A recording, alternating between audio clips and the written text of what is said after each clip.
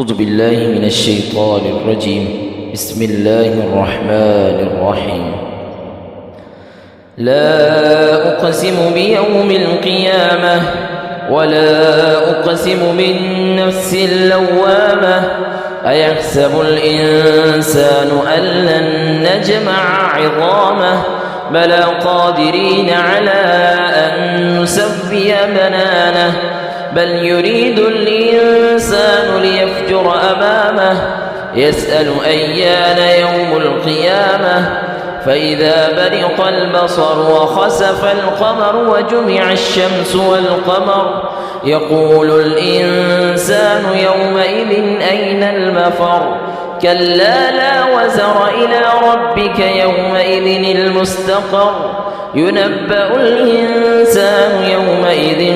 لما قدم وأخر بل الإنسان على نفسه بصيرة ولو ألقى معاذيره لا تحرك به لسانك لتعجل به إن علينا جمعه وقرآنه فإذا قرأناه فاتبع قرآنه ثم إن علينا بيانه كلا بل تحبون العاجلة وتذرون الآخرة وجوه يومئذ ناظرة إلى ربها ناظرة ووجوه يومئذ باسرة تظن أن يفعل بها فاقرة كلا